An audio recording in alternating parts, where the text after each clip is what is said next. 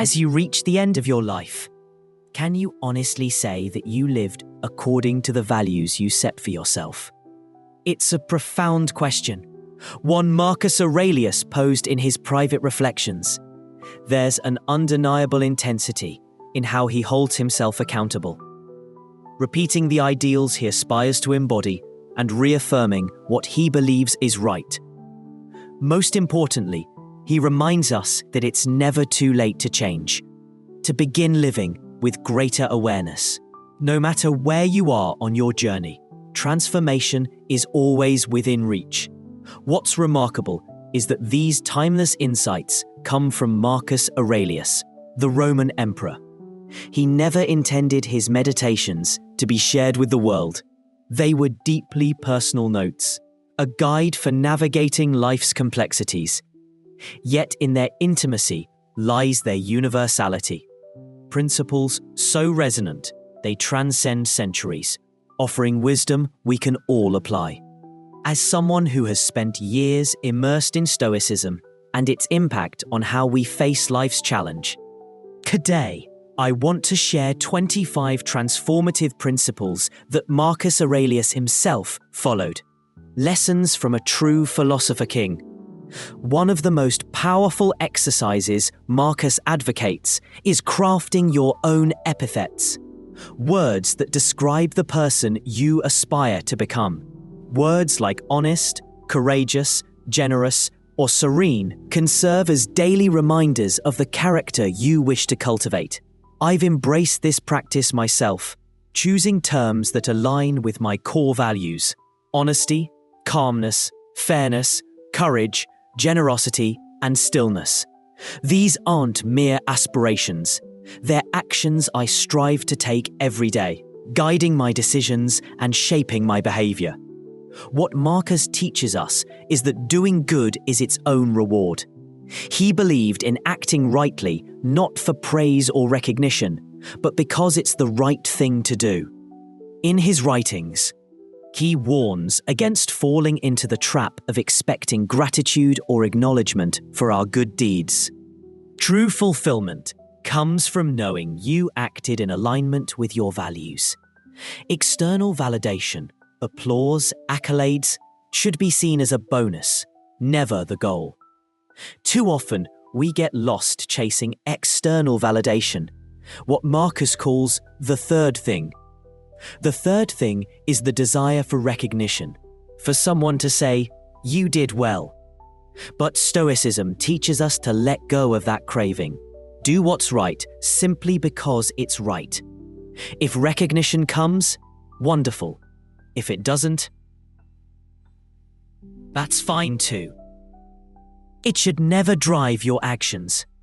One of Marcus's most striking observations in Meditations is about our tendency to care more about others' opinions than our own. He wrote, "We love ourselves more than others, yet we value their opinions over our own.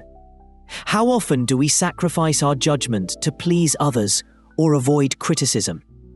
I faced this dilemma myself. When my first book on Stoicism didn't make the bestseller list, I had to remind myself that my evaluation of my work mattered more than anyone else's. External success or failure doesn't define you. Your internal compass, your own standards, are what truly count.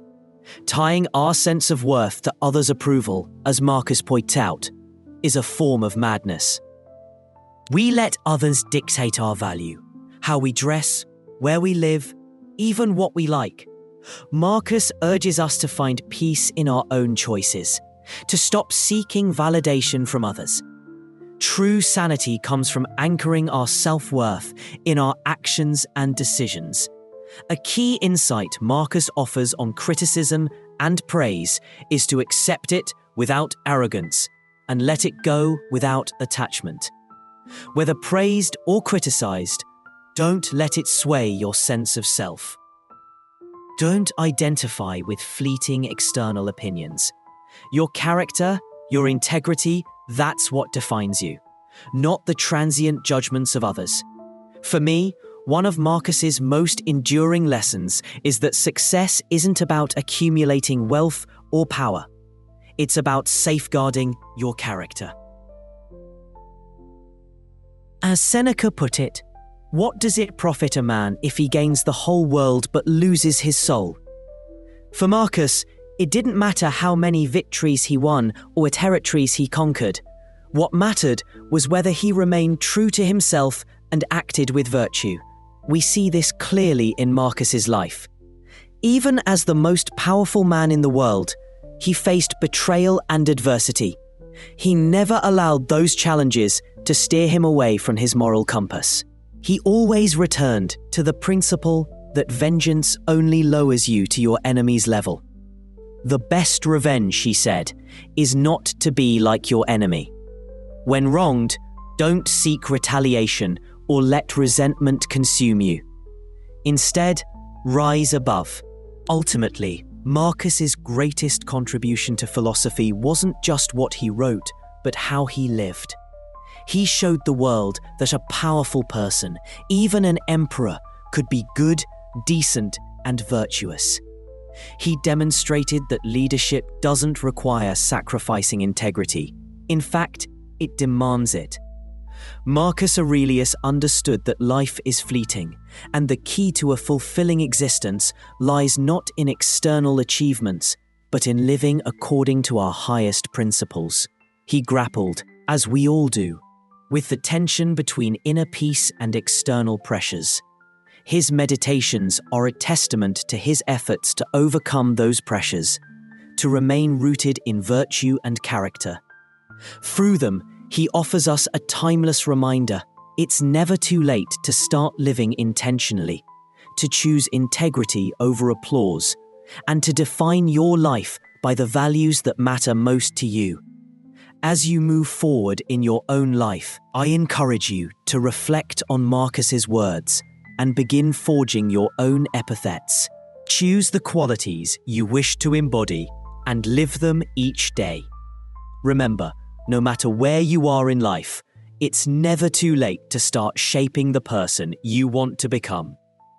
The challenging conversations we tend to shy away from, they're forging courage in the depths of our spirit. Those daunting projects that loom large and feel impossible to conquer, they're honing our ability to think critically and solve problems with precision. And those moments of failure that leave us bruised and questioning ourselves, they're sculpting within us the strength to rise above even the toughest adversities. Hardships aren't just mirrors reflecting who we are. They're beacons illuminating who we have the potential to become. Life doesn't promise an obstacle-free path. It guarantees storms as much as calm seas. The pivotal question isn't whether challenges will come knocking,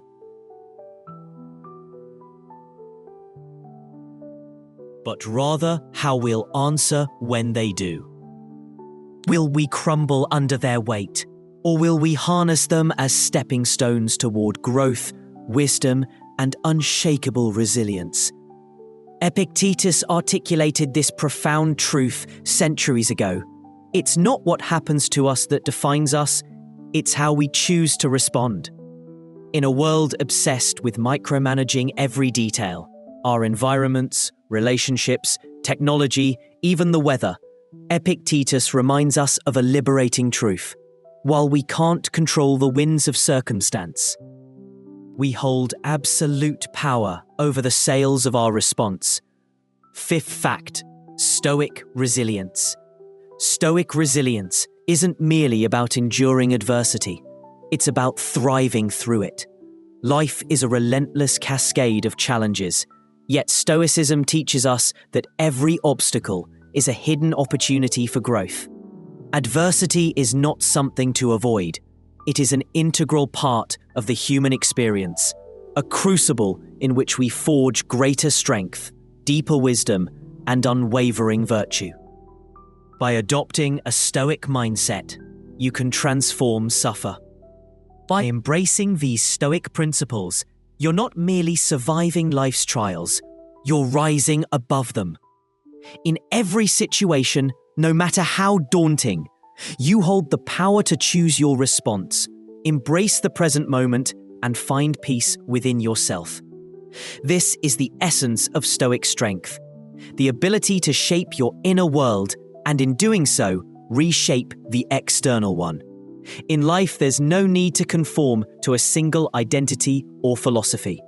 As Paul Graham wisely observed, true philosophers are lovers of wisdom who never stop growing or settle for stagnation. Marcus Aurelius didn't see himself as just a Stoic. He was a man of principle, constantly refining his character. Through his pursuit of wisdom, he became more than a philosopher. He became a living embodiment of virtue, showing us how to navigate life's toughest moments with poise. So, ask yourself, how are you living your life today? Are you hiding beneath the comfort of blankets? Postponing the work you were destined to do? Or life isn't waiting for you to feel ready. It's urging you to act, to grow, and to rise. What will you do with this opportunity? The power of Stoicism, how Marcus Aurelius defied corruption and stayed true. The age-old adage, power corrupts and absolute power corrupts absolutely, has long served as a cautionary tale. Yet history offers a striking exception. Marcus Aurelius, the Roman emperor who wielded absolute authority without succumbing to its seductive pull.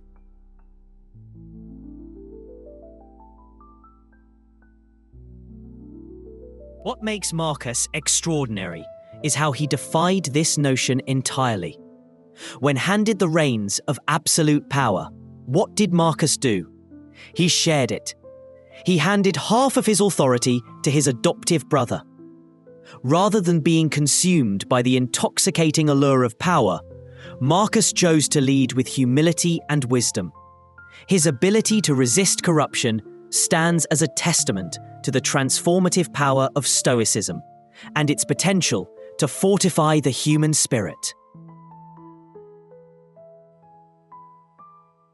In his personal writings, meditations, Marcus repeatedly reminded himself not to become Caesar, not to fall victim to the intoxicating effects of fame, wealth, or power. For him, Stoicism wasn't just a philosophy, it was a lifeline that kept him grounded. And in a world where status, wealth, and authority often define a person's worth, his lessons resonate more deeply than ever. We often find ourselves in situations where external success, popularity, or achievements threaten to derail our focus. With each promotion, follower, or accolade, it's easy to believe we're special or above the rules. But Marcus reminds us, you are not special. Power doesn't change the rules. It reveals who you truly are. And in Marcus's case, it revealed a man steadfast in his commitment to virtue and integrity. One thing Marcus rarely wrote about in Meditations was happiness or joy, and not because he didn't experience them. Simply put, those weren't his struggles. Instead, he grappled with the challenges that demanded his attention: power, ambition, anger, and mortality. For instance, he didn't need to remind himself that a luxurious bed was more comfortable than a hard one. But he did need to remind himself that fleeting pleasures, like indulgence in sex, might feel good in the moment, yet lead to complications and regret later. These reflections weren't about chasing happiness. They were about mastering desire and making wiser choices. When we read Meditations, we see Marcus grappling with challenges that many of us face today: betrayal, stress, manipulation, and personal disappointment. Yet nowhere in his writings does Marcus complain. Not once does he lament feeling unappreciated or overwhelmed. He doesn't express anger at being mistreated. Instead, he uses these experiences as opportunities to reaffirm his Stoic beliefs.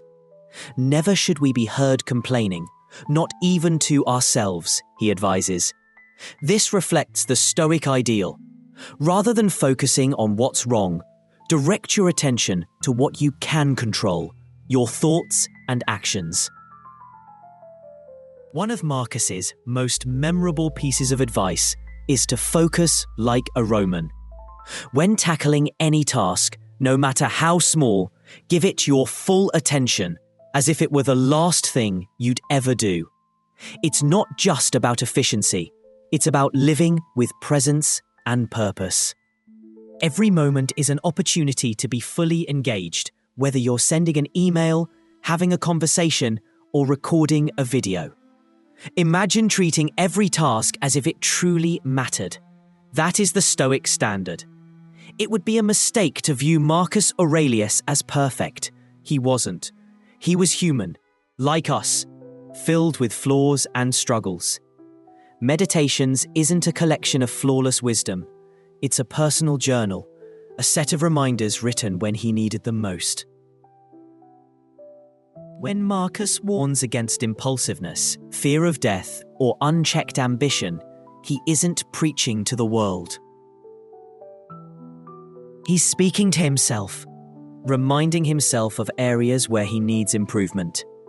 And therein lies the beauty of Stoicism. It's not about perfection, but about striving to be better every day, no matter where you are in life. In a poignant passage from Meditations, Marcus reflects on how, even late in life, he hadn't yet mastered the things he most needed to. You're still carrying burdens, still restless, still convinced external things can harm you, still harsh with others.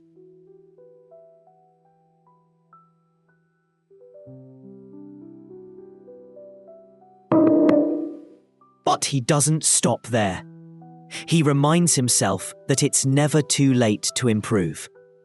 He emphasizes that no matter where you are or how much time has passed, it's never too late to change your life and live virtuously. The essence of Marcus's life and teachings can be distilled into two simple yet profound principles: good character and actions for the common good. For Marcus, these were the guiding lights of his existence. Seneca, another great Stoic, often spoke of how the greatest empire is the one within, the mastery of self. Marcus understood this better than most. Yes, he ruled an empire, but the real challenge wasn't governing others. It was governing himself.